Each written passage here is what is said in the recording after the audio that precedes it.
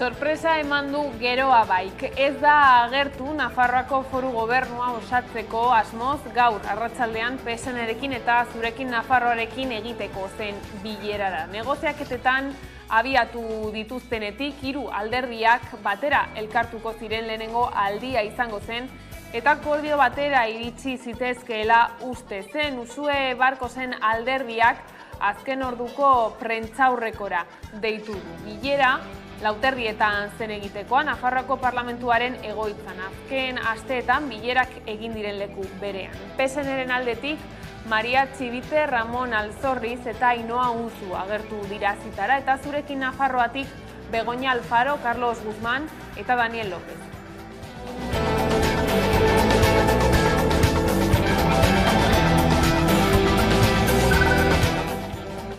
Gabon, Javier Salutregi kazetaria hilda gaixotasun baten ondorioz. Egin egunkariko azken zuzendaria izan zen, Auzitegi Nazionalaren aginduz, 1988an kazeta itxi aurretik. 200 gizon armatuk itxi zuten, hanpapera eta tinta besterik ez bazegoen ere, esan zuen Salutregik berak 2005an ahozko epaiketan. Preso sartu zuten eta 3 alditan bete zuen ia 8 urteko zigorra. 2015an geratu zen asko.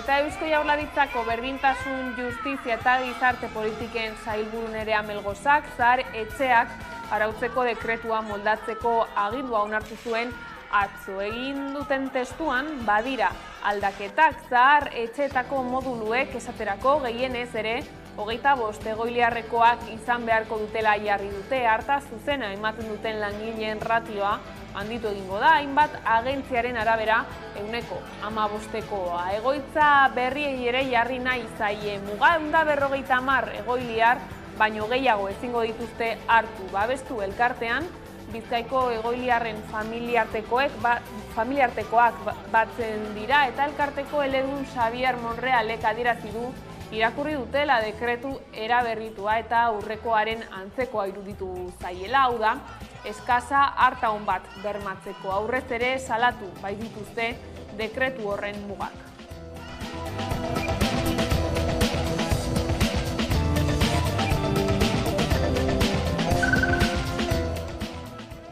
Eta Osakidetzak urrats txiki batzuk eman dituela sindikatuak ohar bat plazaratu berri du, gaur Osakidetzaren mahai sektorialak eman duena azaltzeko eta alde baikorrak izan direla onartu. Gogoratu du negoziazioek ia urtebete zeramatela blokeaturik eta aspaldi honetan bileretara agertzeari ere utzi ziotela sindikatuek administrazioaren jarrerarekin haserre. 2 greba egun egin dituzte maiatzean eta negoziatzeko borondatea erakusteko asmoz gaur berriro joan dira mahaira. Satxe, ELA, LAF, Comisiones Obreras eta UGTko ordezkariak joan dira bilerara. Sindikatu medikoak atzo esana zuen etzela agertuko. ELAren arabera, aurrerapen txikiak ikusi dituzte Osakidetzaren partetik 4% osagarrien ordainketan eta garapen profesionalaren arloan.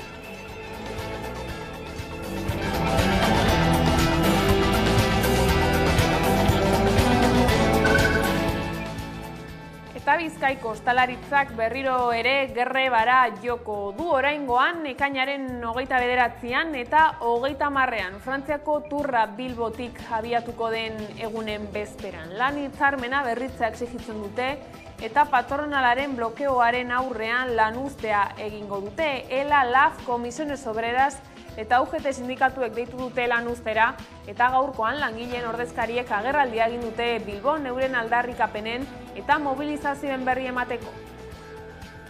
Eskatzen dugu batik bat esertzea negoziatzen. Patronalari eskaini diogu formula ezberdinak KPIaren helburu hori lortzeko. Eta hala ere ez dago inolako kontraproposamenik. Egun horiek oso garrantzitsuak dira sektorearentzat, Turra datorrelako gure herrialdera eta espero dugu edo estimatzen da egun horietan hotelen okupazioa erabatekoa izatea. Beraz, hori inziditzea espero dugu eta bai egungo gara taldeak dauden ekipoetan, hoteletan barkatu. Besteak beste, uste dugu aurreko grebak egiteak balio izan duela ordura arte honen inguruko albisterik ez zeukana enteratzeko eta hurbiltzeko, galdetzeko eta interesa adierazteko. Beraz bai, espero uste dugu orain posizio hobeago batean gaudela. Urdaibaiko Guggenheim proiektua bertan bera uzteko eskatu dute. Guggenheim Urdaibai Stop herri mugimenduko kideek salatu dute informazio falta dagoela eta sinadurak biltzen hasi dira egitasmoa eteteko. Entzun dezagun Eider Gotxi zain dezagun Urdaibaiko kidea. Ez dakigu zertara jokatzen ari den administrazioa, baina administrazioaren gandik ez gabiz inolako erantzun garbirik jasotzen. Inork ez dago ulertzen olako eremu babestu batean, horren beste babes lege dituenean, ze ez dira bat edo bi. Kontutan eduki behar dugu, mundu mailan, Europa mailan, estatu mailan eta autonomi mailan egunean dauden legeak babesten dutela ingurumen hau. Eta badirudi legeak egiten ditugula, eta arro sentitzen garela legeak egiten ditugunean, eta telebistan agertzen gara lege horiek sinatzen eta aurkezten, baina gero ez ditugu errespetatzen. Eta abiadura handiko trenari dagokionez, Espainiar Estatuko presidente Pedro Sánchezek uztailaren batean hartuko du Europako Batasuneko Kontseiluko presidentetza, bozetako kanpaina aurrea martxan dela. Testuinguru horretan, Iñigo Urkullu Jaurlaritzako lehendakariak Sánchezi eskatu dio Atlantikoko makroeskualdea lehenesteko. Udane Arbeo. Eusko Jaurlaritzako lehendakari Iñigo Urkulluk beste urrats bat egin du Atlantikoko makroeskualdea sortzeko presio egin asmoz. Espainiako presidente Pedro Sánchezi gutun bat bidali dio eta bertan lehendakariak eskatu dio ahalegin guztiak egin ditzan Europar Kontseiluak urtea amaitu aurretik proiektua onar dezan eta Europako batzordeak lanari ekin diezaion. Lehentasunezkotza jotzeko arrazoietako bada Hego Euskal Herriaren eta Europako iparraldaren arteko trenbide eta energia konexioa indartzea. Frantziak abiadura handiko trenaren Euskal Herrikoaren iparraldeko lotura 2052 arte atzeratu duen honetan. Gogoratu dezagun Pedro Sánchezek uztailaren batean hartuko duela Europar Batasuneko Kontseiluko presidentetza 6 hilabetez eta Urkulluk helburutza du agintaldiaren agendan makroeskualdea kokatzea. Entzun dezagun. Eta ezinezkoa dena da tren garraiobide kate honetan zulo bat izatea, eta zulo hori izatea Frantziako gobernuak ez duelako betetzen bere konpromiso Europar erakundeen aurrean. Eta kultur arloan bihar hasiko da azken arrok jaialdiaren 21. edizioa Gasteizen eta inoiz baino emakume gehiago joko dute aurten erne kontzertuei.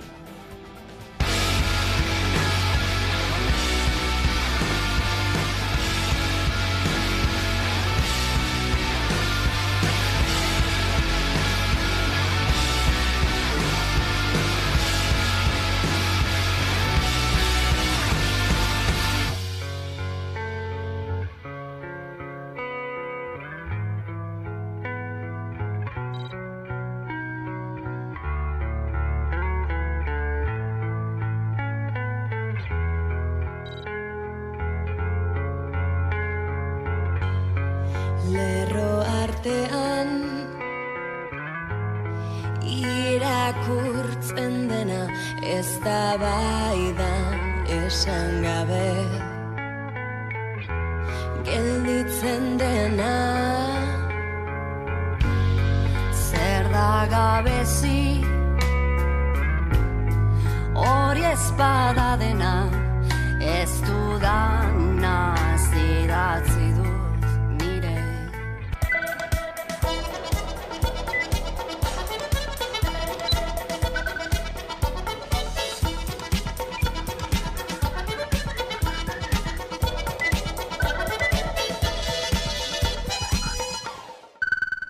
Ongietorriak gurean gaur gaueko albistegira. Zahar etxetako langileek urteotan askotan azaldu dute ezinegona ematen duten artaren kalitatearengatik. Lan baldintzak hobetzeko eskatzen ari dira eta ratioetan ere aldaketak nahi dituzte. Argudiatuta orain ez dutela izaten askiastirik egoiliarrak ondo hartatzeko. Jaurlaritzaren dekretuaren albistearen harira ohar bat plazaratu du ELA sindikatuak.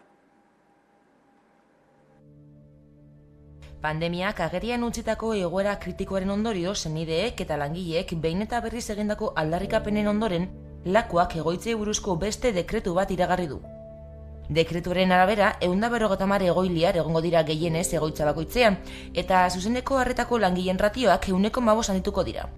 Horrez gain, gaueko harreta bermatzeko eta zaintza aringarriak hobetzeko irizpideak badira testu eraberrituan. Izan ere, Araban, Bizkaian eta Gipuzkoan foru aldundien ardurapean daude ezaretzeak, baina herrialdetik herrialdera bada aldaketarik, baita egoitzetik egoitzara. Egun, gabeziak daudela gerikoa da eta horiei aurre egiteko asmoz dekretu berria ondu du lakuak. Baina eragileen ustez ez da nahikoa. Dekretuak Arabako, Bizkaiko eta Gipuzkoako 450 egoitzari eragingo die, eta 6 urte izango dituzte reforma horiek egiteko. Erresidentziak 3 urtean behin ebaluatuko dira modu integralean. Hala ere, dekretuak bereizketa egiten du oraindik eraiki gabe daudenen eta egun sablek daudenen zentroen artean. Dagoeneko martxan dauden erresidentziek plazen muga ez dute errespetatu beharko. Aipatu bezala, eragileen ustez dekretua ez da nahikoa, hala babestu elkarteak dio aurrekoaren antzekoa dela. Era berean, Jaurlaritzak ez duela egoiliarren zenidengana jo testu hori ontzeko, edota gutxienez iritzia galdetzeko salatu du Bizkaiko egoiliarren familiartekoak batzen dituen taldeak.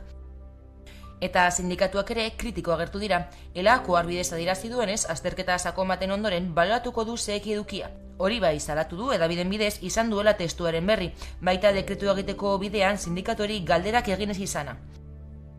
Bestalde, labek uste du dekretua ez dela nahikoa sektorean dauden beharrak asetzeko, eta Jaurlaritzak alde batera utzi dituela langileen aldarrikapen historikoak.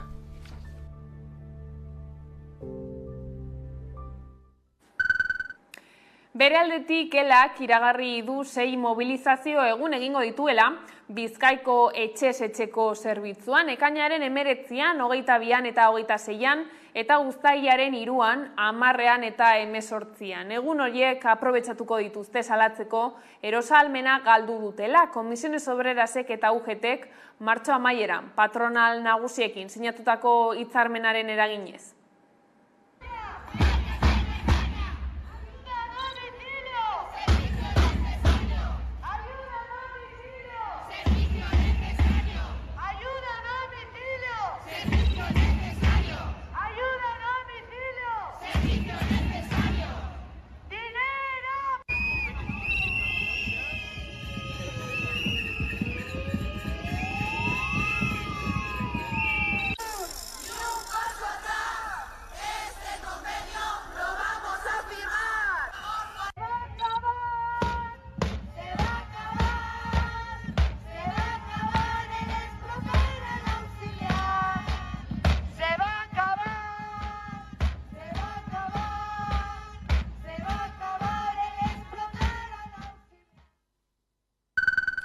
Eta Bizkaiko ostalaritzak berriro ere grebara joko du. Oraingoan, ekainaren 29an eta 30an Frantziako turra Bilbotik abiatuko den egunen bezperan. Lan hitzarmena berritzea exigitzen dute. Bizkaiko ostalaritza sektoreak greba egingo du ekainaren 29an eta 30an. 2020tik dute lan hitzarmena berritu barik eta patronalekin edukitako negoziazio mailek ez dute korapilo askatu. Eskatzen dugu batik bat ezertzea negoziatzen. Patronalari eskaini diogu formula ezberdinak KPIaren helburu hori lortzeko. Eta hala ere ez dago inolako kontraproposamenik. Ekainaren batean egindako lanuzte partzial arrakastatzoren ondoren grebara jotzea erabaki dute berriro. Zehazki Frantziako turra Bilbotik abiatuko den egunen bezperan. Egun horietan espero delako hotelen okupazioa erabatekoa izatea, eta horretan eragitea da euren asmoa. Egun horiek oso garrantzitsuak dira sektorearentzat, turra datorrelako gure herrialdera, eta espero dugu edo estimatzen da egun horietan hotelen okupazioa erabatekoa izatea. Beraz, hori inziditzea espero dugu. Bizkaiko ostalaritza sektorean 22.000 langile inguru daude. 3 azpisektoretan banatuta, jatetzeak eta tabernak, hotelak eta ospitaleak eta ikastetxeak hornitzen dituzten kolektibitateak. Ituna 2020an iraungi zen eta hori dela eta 3 urte darramate soldata igoera barik. Hala aurreko greban sektorea aktibatu zenez, hieren bukaerakoek jarraipen zabalagoa izango dutela aurreikusten dute.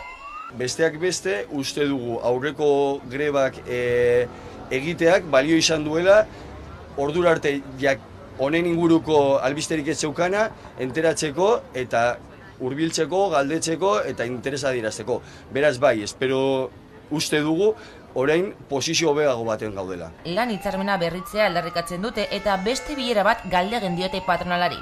Hala bere esku dagoela greba gehiago deitzea dio intersindikalak. Hori ez dago gure esku, baizik eta patronalaren esku. Michelineko zuzendaritzak 1.500 euroko paga eta inflazioarekin lotutako soldata igoera eskaini dio lan batzordeari. Zuzendaritzak egingo duen azken proposamena dela iragarri du. Sindikatuek langileekin eztabaidatu eta bozkatu behar dute. Azken proposamen hori hala erabaki dute sindikatuek elak izan ezik. 72 orduko epea dute zuzendaritzaren lan hitzarmenaren proposamena onartzeko edo baztertzeko. Astearte honetan Michelineko estatuko lantegi guztien ordezkari sindikalak bildu ziren Burgosen zuzendaritzarekin, Lasarte-Oriako sindikatuak izan ezik. Lan hitzarmena negoziatzeko bilera goizeko 11etan hasi zen eta arratsaldeko 8 arte etzen amaitu. Zuzendaritzak 5 proposamen egin ostean, sindikatuek erabaki zuten egindako azkena langileekin eztabaidatzea eta bozkatzea. Azken proposamen horrek 3 hobekuntza dakar. Soldata egoera KPIa lotzea, 1.500 euroko paga lan hitzarmena sinatzeagatik eta team building jardunaldien desagertzea. 72 orduko epea dute langilei proposamena aurkezteko, eztabaidatzeko eta bozkatzeko.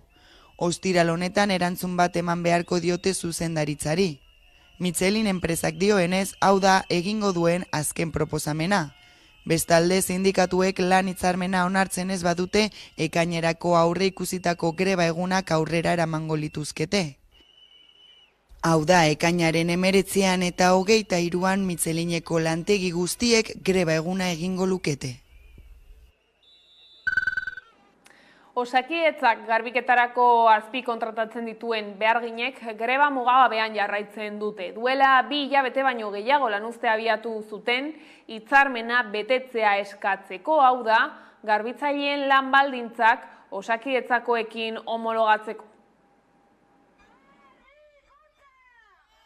Osakidetzak garbiketarako azpi kontratatzen dituen beharginek greba mugagabean jarraitzen dute. Duela 2 hilabete baino gehiago lanuzte abiatu zuten hitzarmena betetzea eskatzeko. Hau da, euren baldintzak osakidetzako lan baldintzekin homologatzeko. Lan baldintzak osakidetzako langileekin homologatzea helburu duten ituna lortu nahi dute.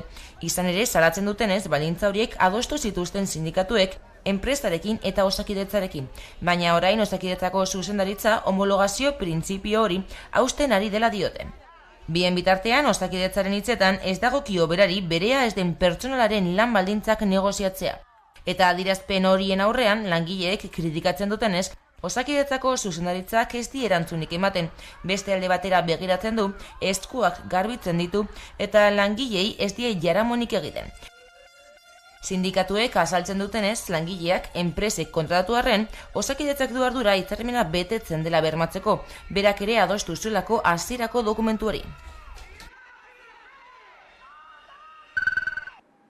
Osakidetzak urrats txiki batzuk egin ditu. SATSE, ELA, LAF, Comisiones Obreras eta UGT sindikatuek ohar bat plazaratu berri dute gaur, osakidetzaren mahai sektorialak eman duen azaltzeko eta alde positiboak izan direla onartu dute. Gogoratu dute ere, negoziazioek ia urte betez eramatela blokeaturik eta aspaldi honetan bileretara agertzeari ere utzi ziotela sindikatuek administrazioaren jarrerarekin haserre.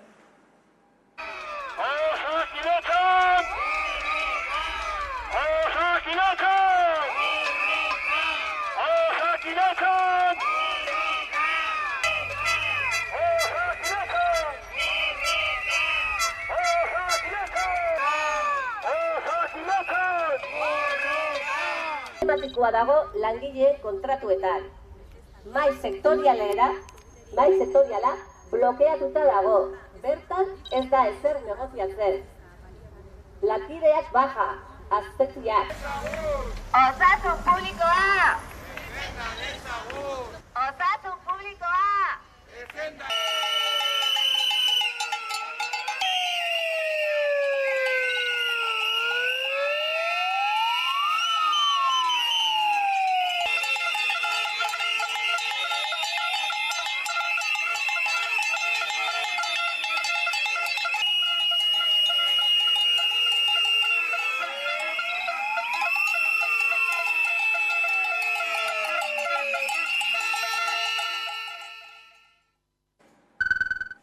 Bestalde, elkarretaratzea egin dute Bizkaiko Batzar Nagusien aurrean, Gorabideko langileen 3. greba egunean. Langileek, enpresaren eta aldundiaren negoziatzeko borondate falta salatu dute eta ez dute greba mugagabea baztertzen.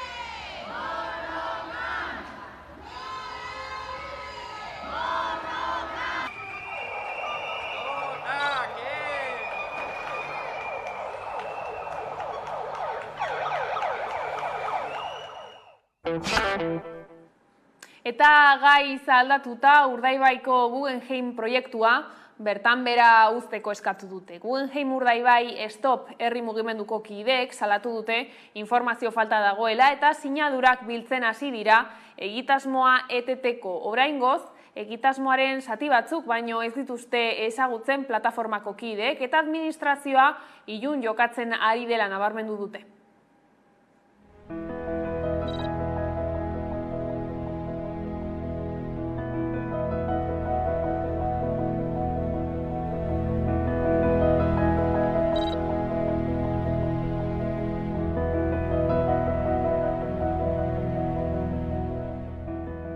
Dakigu zertara jokatzen ari den administrazioa, baina administrazioaren gandik ez gabiz inolako erantzun garbirik jasotzen. Inork ez dau ulertzen olako eremu babestu batean, horren beste babes lege dituenean, ze ez dira bat edo bi. Kontutan eduki behar dugu, mundu mailan, Europa mailan, estatu mailan eta autonomi mailan egunean dauden legeak babesten dutela ingurumen hau. Eta badirudi legeak egiten ditugula, eta arro sentitzen garela legeak egiten ditugunean, eta telebistan agertzen gara lege horiek sinatzen eta aurkezpen, baina gero ez ditugu errespetatzen.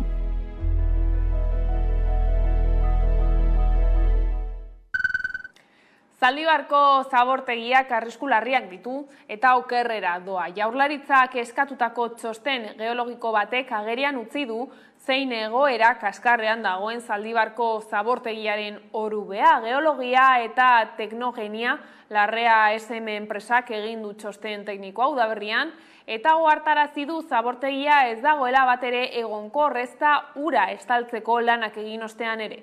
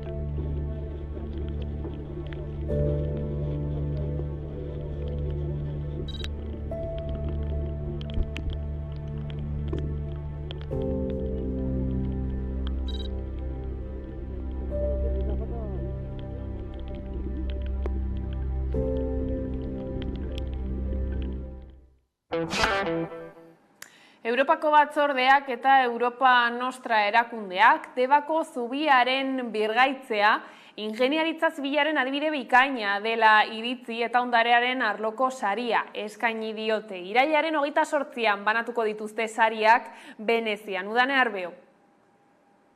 Europako batzordeak 2002an sortu zuen ondarearen Europako saria eta helburutza du ondare arloko proiektu ekimen eta pertsona baliagarrien lanak balioan jartzain justo urten aukeratutako saridunen artean dago hemen atzean dugun Debako zubiaren birgaitze proiektua eta hau bera 1876 urtean eraiki zuten, baina 2018an izandako arazoen ondotik egonkortasuna galdu eta pasabideko zirkulazioa ixtea erabaki zen. Hori hala Gipuzkoako Foru Aldundiak hartu zuen ardura, zubia birgaitzeko proiektuaren ardura hain justu. Hala, lehen fasean zubiari eustea eta oinezkoen pasabidea bermatzea zuten helburu eta horretarako egitura bat ezarri zuten. Behin hori egonkortasuna bermatu ondoren, hurrengo helburua birgaitze proiektuarekin abiatzatzen eta horretarako 19. mendeko zubien erekuntza teknikak aztertu zituzten eta hona hemen zubia behin amaituta obrak amaituta hauxe da. Emaitza goizan goizetik jende mordoska ikusi dugu zubiaren alde batetik bestera igarotzen. Europako batzordeak eta Europa Nostrak Debako zubia birgaitzea ingeniaritza zibilaren adibide bikaina dela onartu eta Debako zubia birgaitzaren proiektu aukeratu dute Europako ondarea 2023 sarien irabazletako bat izateko. Saridunek 10.000 euroko dirusaria jasoko dute eta Europako ondare sarien ekitaldian omenduko dituzte irailaren 28an, Veneziako Palazzo del Cinema aretoan. Guztira 21 herrialdetako 30 proiektu saritu dituzte edizio honetan. Historia luzea du zubi honek, atzera eginez Doneiako bideko erromesek eta inguruko bizilagunek Deba ibaia gainditu behar izan zuten txalupa pasabide batean edo errepidean gora Sasiolaraino. Harik eta 1876an Antonio Cortazarrek Mutriku eta Debako ertzak lotu zituen arte. Lasturko Harrobitik datorren kare-harrizko egitura horrekin. Kare-harrizko egitura hori zuraren gainean dago, seguraski aritzaren gainean zimendatzeko. Hala ere 2018ko uztailaren 5eko goizaldean herritar asko hartarazi zituen zarat handi batek. Harriak bata bestearen gainean irristatzen hasi ziren eta zubia kolapsaren ertzean geratu zen. Berehala itxi zuten trafikoa eta Gipuzkoako Foru Aldundiak bere gain hartu zuen haren birgaitzea, bizilagunen pasabidea ziurtatuz eta ondarearen kontserbazioa bermatuz. Lehen larrialdi fasean funtzio bikoitza betetzen zuen egitura bat ezarri zen, zubiari eustea kolapsoa saiesteko eta oinezkoentzako erabilera bermatzea. Proiektu honetan oso garrantzitsuak ziren baliabide osagarriak berariaz egokitu eta diseinatu ziren zubi hori birgaitzeko. Behin egonkortasuna ziurtatuta birgaitzaren proiektua lantzen hasi ziren, eta lan horretarako 19. mendeko zubiak eraikitzeko teknika ahaztuak aztertu behar izan ziren. Azkenik gangak desmuntatzerak izen aldez aurretik harlandu bakoitza zerrendatuz erdiko pila berreskuratuz eta bi gangak berrereikiz. Deba eta Mutriku herriak berriro lotzeko aukera eman duen obra izan da hau.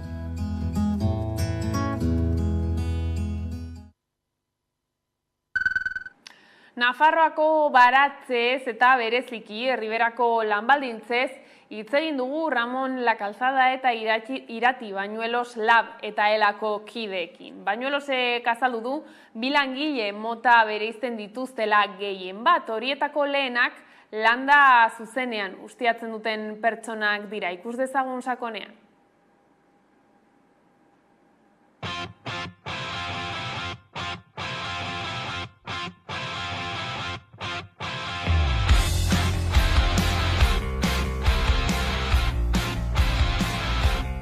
Bale, nik uste dut landa eremuan bi modutan edo bi esparrutan banatu dezakegula pixkate jendea, ez? Lehenengo esparrua izango litzateke zuzenean landa ustiatzen duten pertsonak, ez? Eta hoiei aplikatzen zaie hitzarmen bat deitzen dela agropekuario, bale?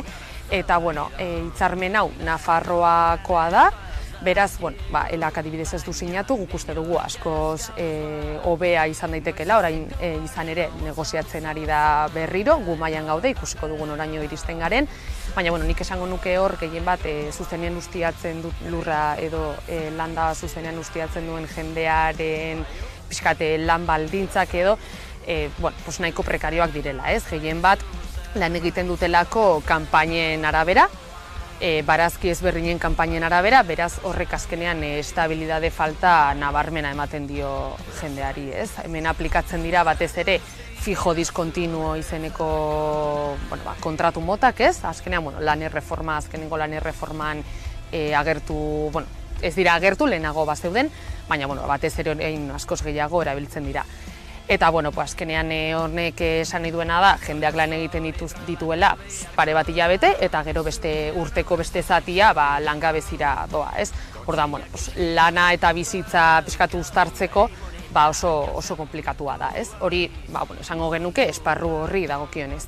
Eta gero badago, herriberan, beste kolektibo batez, lan egiten duena, zuzenean produktu horiek eraldatzen, ez? Beste produktu batzu sortzen, ensaladillak edo zuzenean enbasatzen edo, eta hauei aplikatzen zaizkie normalean hitzarmen estatalak, ez? Adibidez, landare kontserbetakoa edo kontserbas vegetales.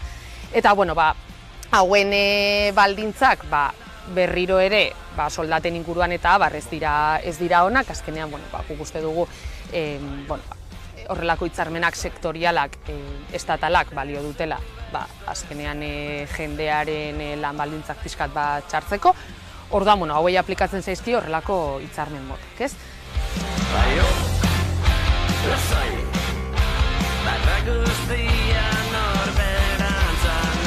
Langileak antolatu, aldundu eta borrokarako presa agertu direnean, hobekuntzak nabariak izan direla. Guk ordezkaritza daukagun tokietan, hori gehiagizko lanaldiak amaitu, hitzarmenak finkatutako soldatak kobratu, kategoriak aitortu, eta arestian, Huerta de Peralta enpresan astelehenetik ostiraleko lan astea lortu dute, Floret hortikolan malgutasuna mugatu eta arautu egin dugu, eta etenak finko bihurtu ditugu. Azteko ronda derrata eskatu, esterraziko gara zabaidan.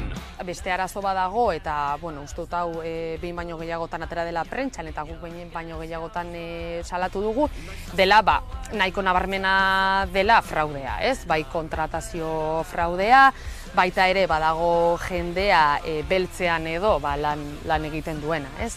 Eta hor, nik uste dute administrazioen esku hartzea edo garrantzitsua izan behar dela. Eta momentu honetan adibidez lan ikuskaritzari dagokionez, ez dira iristen. Ez dira iristen, ez daukatelako jenderik edo ez daukatelako borondaterik, ez?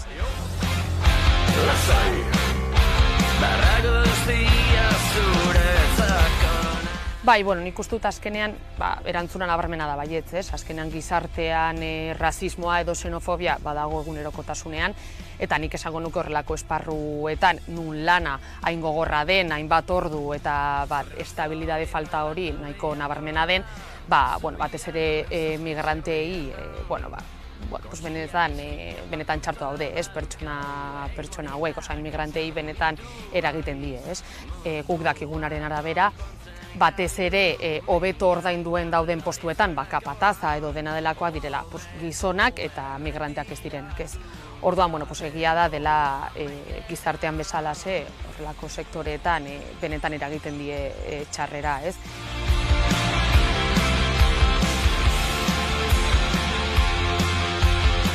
Orain negoziazio mailan daben aldarrikapen nagusiak dira lanaldia murriztu eta kontrolatzea, biga enplegua egonkortzea eta finkoetenen kasuan kanpainan zehar etenaldietan edo soldata edo langabezia kobratzen dutela bermatzea. Iga, lizentzietan, langile gehiengoaren jatorria aintzat hartu behar da. eta orduan zor koloniala aitortu eta ordaindu behar du. Eta hala da, lan osasunaren arloan, estres termikoaren kontrako neurri zehatzak eta garraio segurua.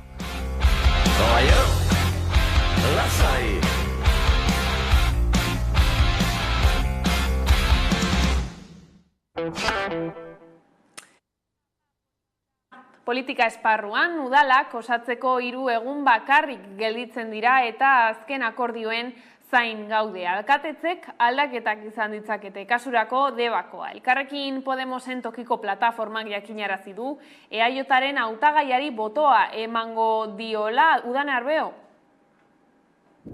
Deban EAJak gobernatuko du orain Deba plataformaren babesarekin. Orain Debak EAJaren hautagaia babestuko du larunbateko inbestiduren eta beraz Debako alkate berria Alazne Txurruka jeltzaleen hautagaia izango da. Gogoratu behar dugu maiatzeko hauteskundetan EH Bildu eta EAJ parekatuta gelditu zirela 6 zinegotzirekin, baina EH Bilduren kasuan soberanistek 102 boto gehiago eskuratu zituzten.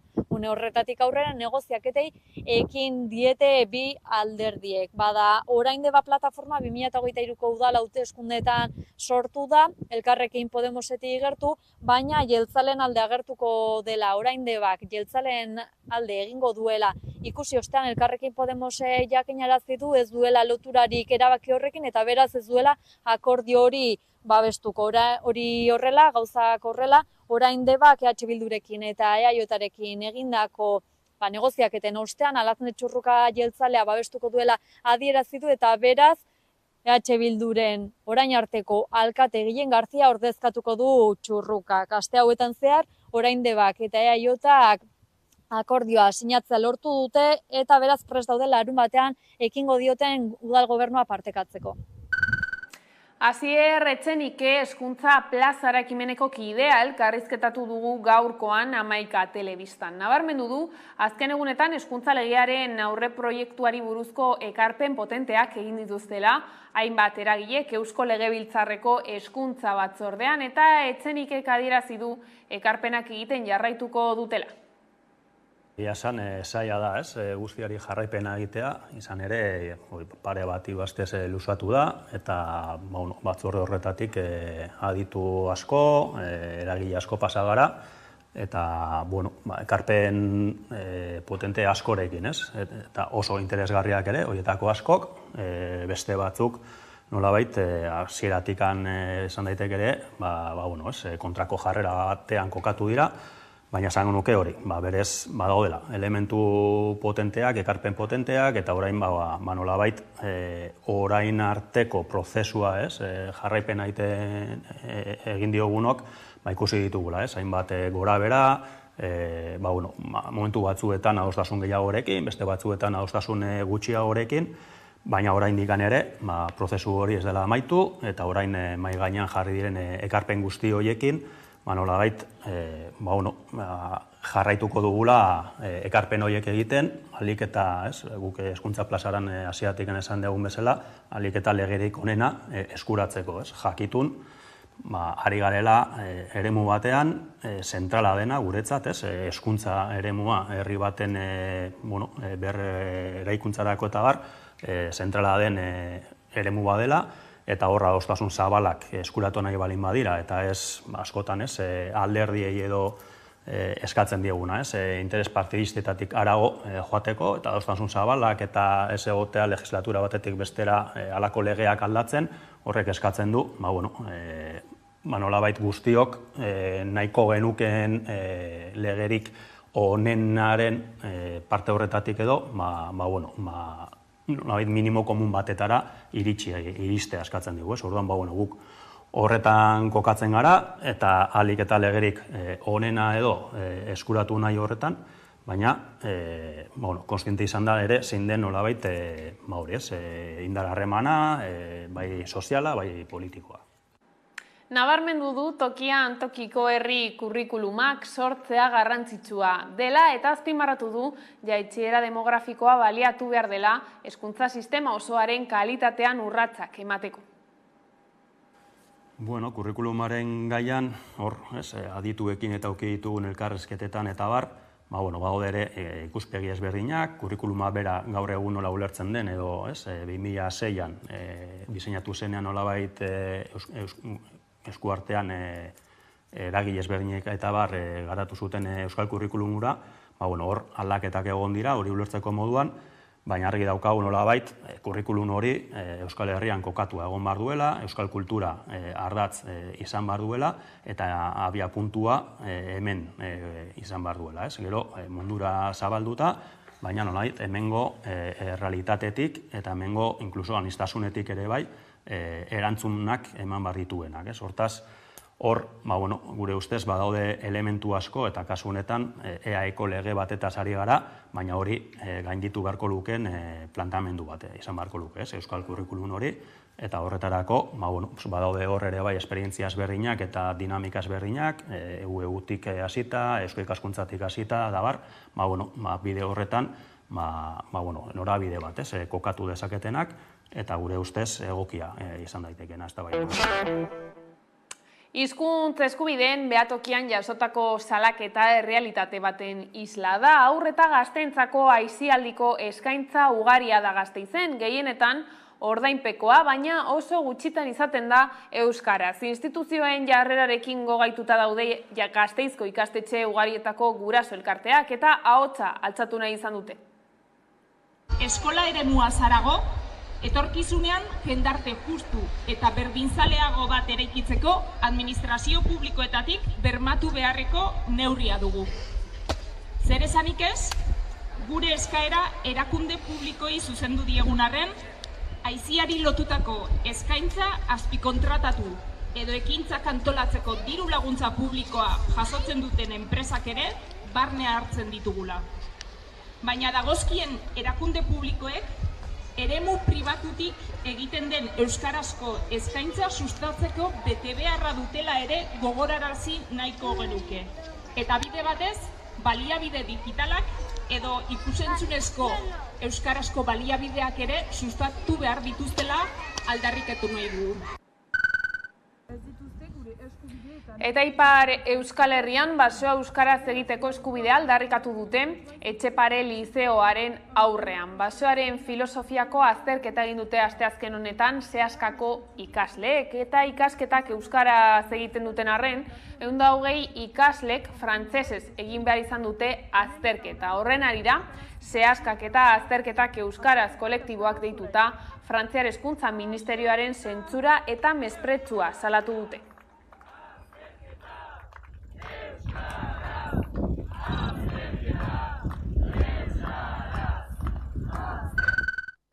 Administrazio publikoko hizkuntza eskakizunak arautuko dituen lege dekretuaren azken zirriborroak berretsi du lanpostuaren ezaugarriaren araberako hizkuntza irizpideak are berezituagoak izango direla Araba, Bizkai eta Gipuzkoako administrazio publikoan. Edonola ere, prozesuak luze joko du oraindik. Miren Dobaran hizkuntza politikako sailburu ordeak azaldu duenez, dekretua zertan den galdetu diotenean batzordean. Miren Dobara, hizkuntza politikarako sailburu ordea zurea da hitza. Egun on guztioi, gustora gatoz gu, ikusita zalantza asko dauzela eta gainera azalpenak eman nahi ditugu ere, ez da. Prozesuak luze jo du eta horrek arrazoi batzuk ere baditu eta hori guztia azaltzeko.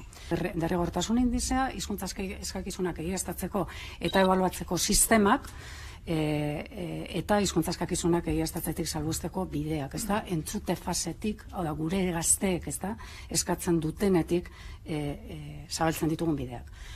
Izapidetzari dagokionez, zerbaitik atzeratu gara, gu badenekien, badakizue 2018an hasi ginela, legebiltzarrak eskatuta, gure hausnarketak egiten. Une honetan, txertatuta, iaia bukatuta daude, 13 eragileek egindako ekarpenak, banan emango zaie erantzuna, ematen ari gara, banan sartuko dira, esparru berri honetatik datozen ekarpen guztiak, oso garrantzitsuak direlako guztiak, eta erantzuna izango dute, eta gainerako erakunde, ondoko erakunde horiei eskatutakoak ere txertatuko dira. Eta horrekin berregin behar bada testua berregingo da. Bart gauean izandako Luiziaren gatik, itxitagon da N121 errepidea Donesteben Luizia, goizaldeko 3:30 izan da, 53. kilometroan zehazki. Lur-jauziak 3 auto harrapatu ditu eta zauritu arin bat utzi du, 4 orduz itxitagon da errepidea. Luizi baten ondorioz, N121 errepidea, Iruña Behobia errepidea, ia 4 orduz itxita izan da Bart Donestebe parean. Errepideko 53. kilometroa erabat itxita izan dute, goizaldeko 3:30 bidean izandako Luizi baten ondorioz. 3 ibilgailu harrapatu ditu eta lagun bat arin zauritu da. Ura Donestebeko osasun zentrora eraman dute. Errepidea goizeko 11etan ireki dute berriz ibilgailu guztiendako. 7:30 2 noranzkoetan ibilgailu astunendako itxita izan ondoren. Foruzaingoak eta SOS Nafarroak Twitterren paratu duenez ibilgailu astunak A-Amabortz errepidetik, Leitzarango autobidetik bideratu dituzte. Gogora dezagun, N121 errepidean Nafarroko errepide sareetan arazo gehien eman dituen errepidea dela. Egin zutenetik, birmoldaketa unitz behar izan dituelako eta oraindik ere, hobetze lanetan ari direlako. Eta Nafarroatik mugitu gabe azken euriten ondorioz, Nafarroako landatze eta uztak egoerak pixka bat hobetu badira ere, jasotzeko zegoen zekaleen uztan galera handiak izan dira. 40.000 hektarea izan dira kaltetuak herriberan, Nafarroako erdikaldean eta Lizarraldean. Nafarroako zekale uztaren puxka handi bat galdu eginda udaberrian ukandugun lehorteagatik. Galerak 40.000 hektariatan izan dira, horietatik 14.000 herriberan, 8.800 erdikaldean eta 7.000 Lizarraldean. Herriberan amaitu da egindako lursail guztien peritazioa eta batez besteko gariaren 180 eta garagarraren 178 kaltetu dira. Une honetan, arreta udaberriko eta udako kanpainen egoeran eta bilakaeran jartzen da. Tomatea, kalabazina edo babarrun berdea erraterako. Baina baita, udazken neguko barazkien kanpainan ere. Uztaian eta buztuan landatzen hasten baitira, brokolia, azalorea edo orburuak bertzeak bertze.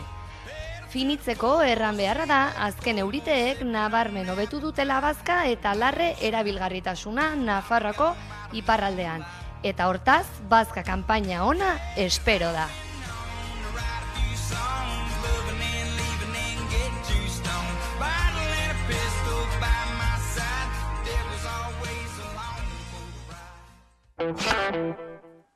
Eta gai aldatuta, Javier Salutregi kazetaria hilda. Egin egunkariko azken zuzendaria izan zen, Espainiako Auzitegi Nazionalaren aginduz, ura itxi aurretik. 8 urtez egon zen preso.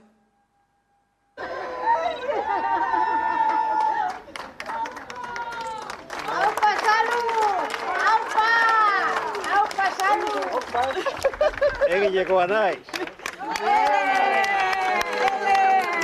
Oso pozik nabil eta pozik irteina eselako eta ganera nire konbizioak indartu dute eta gogortu dute, ze hau da, eskola handia da, eta bueno, jar guztiakin nabil, baina jubilatuta nago. Eta hori da, nire porgarrieta.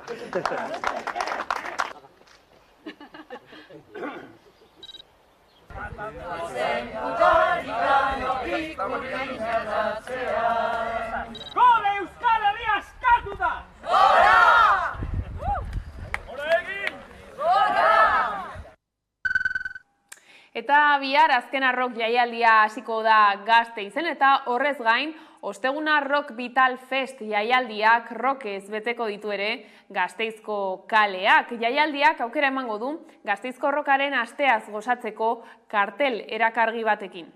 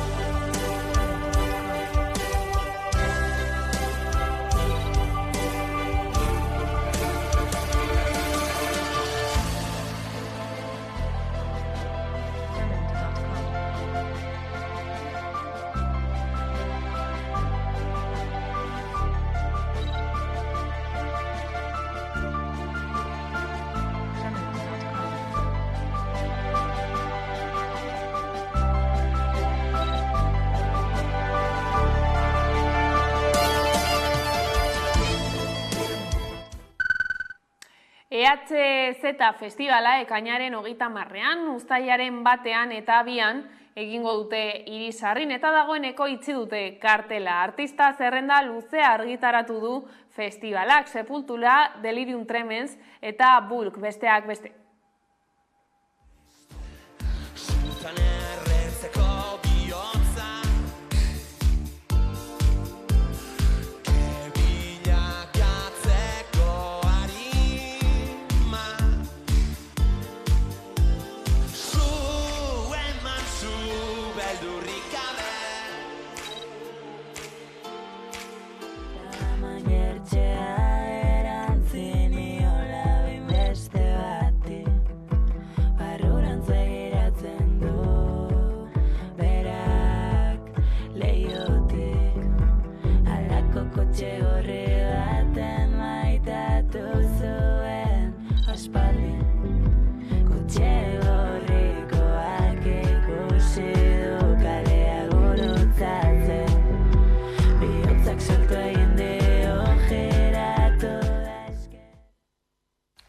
Festivalaren inguruan hitz egiteko Irati Fernandez daukagu pantailaren bestaldean. Kaixo Irati? Bai, arratsaldeon. Hilabete hasieran gutxi gora bera itxi zenuten kartela, dena prest daukazue dagoeneko? Bai, aurreko lanak egina ditugu, aldiz, hurrengo astetik aurrera hasiko gara montatzen gunea benetan. Orduan hor izango dugu prestaketa lan handia, baina motivazio handiarekin. Euskal Kultur Sorkuntza erdigunean jarriko duzue beste behin ere, baina baita ere beste jatorri batzuetako artistek eta taldeek aberastuko dute EHZ-aren egitaraua. Zer azpimarratuko zenuke? Azpimarratzekoak hori erranduzun bezala euskal taldeak, izango ditugu Gatibuz eta Klier, Belako, Willis Drummond, olako izena handiak, eta gero ere bai nazioarteko taldeak. Agian ezagunenetarikoa Soulfly izan daiteke, Brasilgo talde bat da, metal zaleek uste dut ezagutuko dutela seguru. Izango dugu ere bai talde aski berezi bat Islandiatik, etorriko dena zuzenean Irisarrira, haiekin dantza egiteko aukera izango dugu, FM Belfast izena dute. Beste talde berezi bat, Frantzia, Grezia eta Marokoko kideek osatzen dutena, Kraft Boka izena du eta uste dugu ikusgarria izango dela, ze pixkat performantzia bat ere egiten dute kontzertu aldetik. Gero badugu Mad, Billy Brelok, oiek Frantziatik datoz, Billy Brelok raplari bat da, uste dut merezi duena ere bai ikustea, eta hori musikaz gain ere ikusgarriak, antzerkiak eta beste animazio batzuk ere izango ditugu. Hori da, esan duzuzuk ere, musikaz haratago doalako festivala eta tartean hitzaldiak eta tailerrak ere egongo dira. Kasu horretan, zer ildori eman nahi diozue garrantzia aurten? Bai, hori da, hitzaldiak eta tailerrak ere izango dira, merezi du pentsatzen dut begiratzea egitara osoa, ze oso aberatsa da. Gauza asko egongo dira, nik hemen aukeratu ditut batzuk aipatzeko, baina hori, aholkatzen dizut begiratzea. Adibidez izango da Elbe Gazte Elkartearen hitzaldi bat, haiek laborari gazteak dira, eta orduan landuko duten gaia da zergatik gaur egungo gazteak laborari bilakatu, zer dira haien motivazioak, zer dira haien zailtasunak. Hori larun batez izango da, larun batez ere izango dugu Kurdistango militante bat, Berivan Firat izena du, eta hitz egingo digu Kurdistango egoerari buruz. Aktualitatearekin ere bai, Ukrainako gerrari buruzko hitzaldi bat izango dugu Asier Blase HUko irakaslearekin. Eta igandean, azpimarratzeko agian Antxoluku izango dugula libertimenduei buruz hitz egiten. Libertimenduak agian ez dituzu denak ezagutzen, baina gero ez da gehiago egiten diren iauteriko erritu batzuk dira. Eta Antxolukuk esplikatuko digu nulentzat edo ideiarik ez dutenentzat, zertan datzan libertimenduen kontu hori. Igandean ere bai, Euskararen aldeko borrokak aipatuko dira, instituzioetatik ere zer egin dezakegu Euskararen alde. Eta beste hainbat ikusten ahalko direnak gure sare sozialetan. Interesgarria oso, Irati, ez dakit jada tiketak eskuragarri ditugun? Bai, sarrerak salgai dira gure webgunean, ehz.es webgunean, baitugu 3 eguneko sarrera edo bestela egunka ere bai eros daitezkenak. Eta ez kezkatu, bestela tokian bertan ere iristerakoan erosten ahalko dituzue sarrerak. Hortxe gonbidapena Irati ikusiko dugu nola doan, zorte handia aupa dizuegu hemendik ere, eta mila esker gurekin egoteagatik gaurkoan. Mila esker zuei, ongi izan. Eta musikarekin jarraiki Rosalenek Salvadorren eriotzean abestiaren bertsio sinfonikoa grabatu du. Bilboko Orkesta Sinfonikoarekin egin du abestia Fernando Velázquezen zuzendaritzapean. Grabazio hori Ura bere bidean 2023 proiektuaren baitan eginda.